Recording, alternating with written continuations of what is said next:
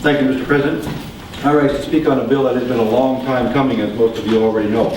25 years ago, Alaska shelved the Susitna Hydro Project as the price of oil plummeted, with Anchorage awash in cheap gas and basically fuel oil at a relatively reasonable cost at that point in time. There would seem to be no need to push forward with this project.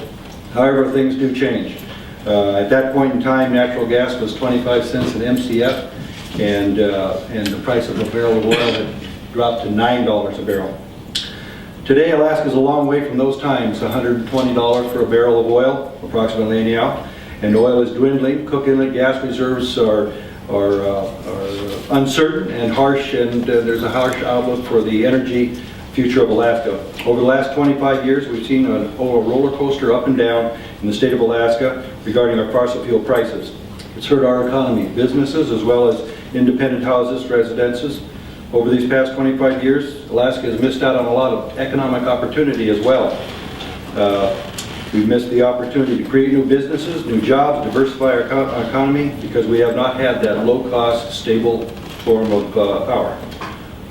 Over the last 25 years, Alaska has wondered what would have happened if, in fact, we had built that dam project the first time around. Mr. President, I rise to speak on a bill that will put our state on a new path. Today, the first step, or actually the second step, on that path, we took the first step in 2008 when we put $2.4 million in the fiscal year 2009 budget to move that project forward, and we took a second step in 2010 when we put $10 million in for 2011, and now we've taken another step forward with $75 or $67.5 million put in the fiscal 12 budget. Senate Bill 42 starts the process towards permitting, engineering, and design. Those are good words. We got tired of hearing things that were talking about more studies, but obviously a lot of study will have to be done as we go through the FERC process. This bill allows the Alaska Energy Authority to move forward with field studies this summer, preliminary licensing with the FERC, the Federal Energy Regulatory Commission, and to begin deliberations with the appropriate federal and state resource agencies. Indeed, Mr. President, this legislation will authorize AEA to move forward in a responsible, transparent, and publicly accountable manner to bring this critically important energy project to fruition. This bill requires annual reports to the legislature so that we, the representatives of the people, can ensure the public that the public monies are being spent wisely.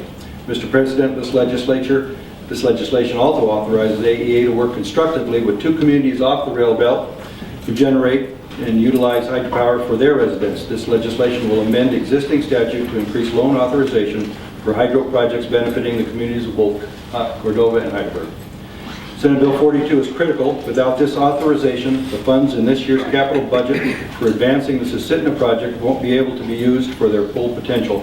Without this legislation, we may continue to postpone Alaska's energy future. Alaskans are waiting for us to move forward with this project. There's still public hearings, environmental impact studies, financial negotiations, and over 200 permits to will be required.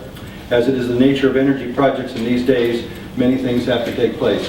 But this is a big step forward in moving this project forward, which will not only benefit the rail belt, but the entire state of Alaska as it frees up resources for other parts of the state. With that, I urge your support of Senate Bill 42. Thank you, Mr. President. Thank you, Senator Thomas.